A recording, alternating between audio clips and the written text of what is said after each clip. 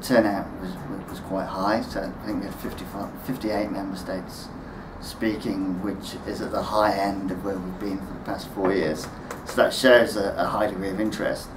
Also, most of the statements were read by permanent reps as well, so it was a fairly high level of engagement. So that kind of shows that member states are engaged.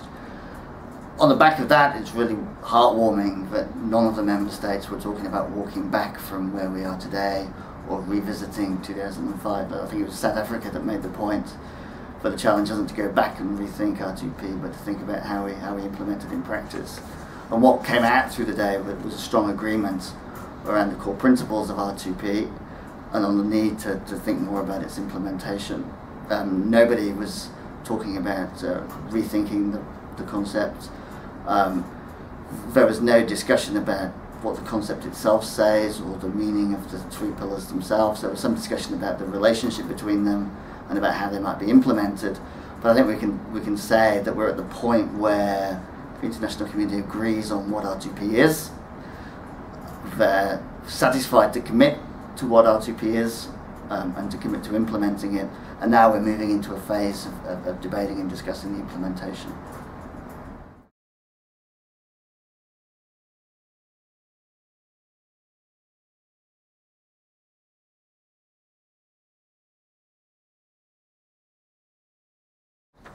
Yeah, the first thing I'd say about the whole debate about regime change is the language itself is rather unfortunate. And regime change was a term used in relation to the US-led invasion of Iraq in 2003.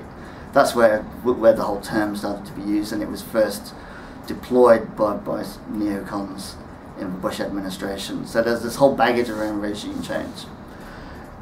If we're talking though about situations where a government is committing mass atrocities against sections of its own population, history tells us that sometimes the only way of stopping those governments from attacking their populations is when there's a change of government. Now, historically, this has most frequently been enacted by local groups themselves. You think of how the Rwandan genocide ended, for example. It didn't end with mediation, it didn't end with diplomacy, it ended with a military victory for the Rwandan Patriotic Front, who at the time were not the government of Rwanda. We think of how the Cambodian genocide ended. It didn't end peacefully, it didn't end through peaceful means, it ended through an external intervention that removed the Pol Pot government. And I don't think anyone in the room yesterday would suggest that they think the Khmer Rouge ought to be still the government of Cambodia. Just as I don't think anyone would say that the Nazis should still be the government of Germany. So I think the language is a problem, but I also think the relationship between regime change and RtoP needs to be thought through a little bit more. I think the concern of member states, and South Africa included, is that RtoP could be used to justify military interventions that are actually intended to bring about regime change.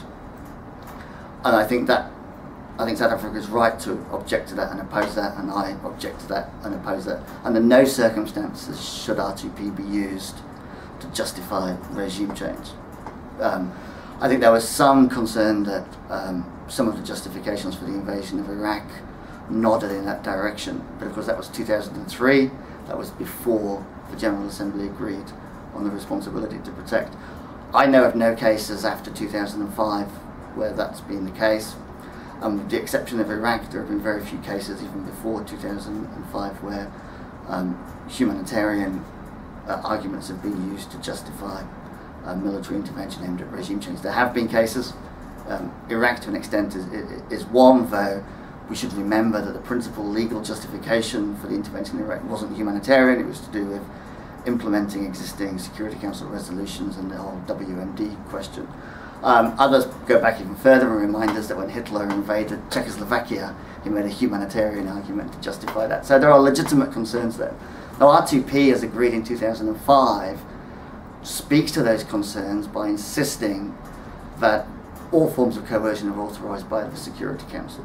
So it's highly unlikely that an individual state with its own regime change agenda would be able to persuade the Security Council to grant it a mandate to use force in the name of RtoP.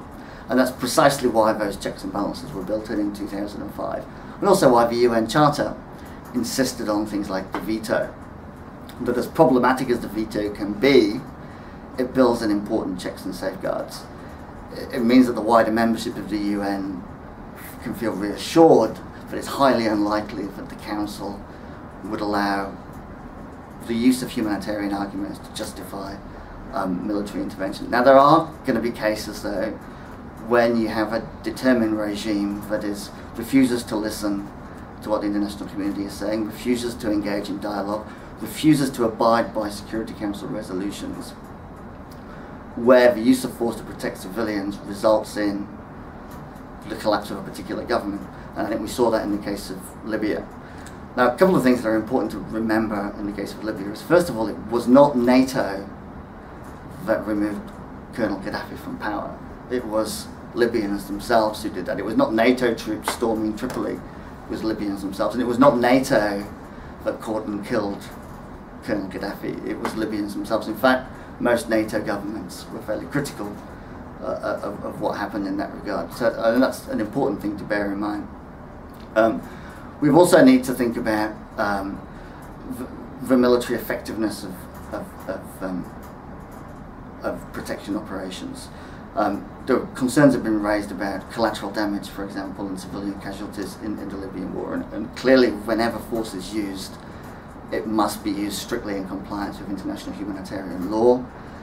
Potential breaches of that law must be fully investigated and transparently investigated. Now, I think in the case of Libya that did happen. There was a commission of inquiry. Both that commission and most human rights groups agree that the NATO mission was conducted discriminately, proportionately. The civilian casualties were very low. I think they figured they came out with 67 civilian casualties. I think Human Rights Watch came out with a similar figure, which is 67 too many, but it is lower than any other similar military operation in history that I can think of. So it's important. It's important that it is important that we have those safeguards to prevent RtoP being used to advance regime change agendas. And I think that key safeguard is the fact that everything has to go through the Security Council. But it's also important not to throw the baby out with the bathwater and say that protection must never ever result in regime change, because I think historically that's just untenable. You know, it's literally saying we think the génocidaire Hutu government in Rwanda should still be there, but the Khmer Rouge should still be ruling Cambodia. Idi Amin and his followers should still be ruling Uganda. I don't think anyone would want to say that yet. That's the logical consequence. It's important that we maintain the safeguards, even when that makes life difficult, as it is at the moment in relation to the case of Syria. But those safeguards are absolutely critical. But it's important, as I say, that we not prima facie say that there can never be cases where you cannot have a change of regime as a result of action designed to protect civilians. You know, history is littered with examples where that's been absolutely necessary. But it's for the Security Council to decide, and the Security Council has the authority and the mandate to take those decisions.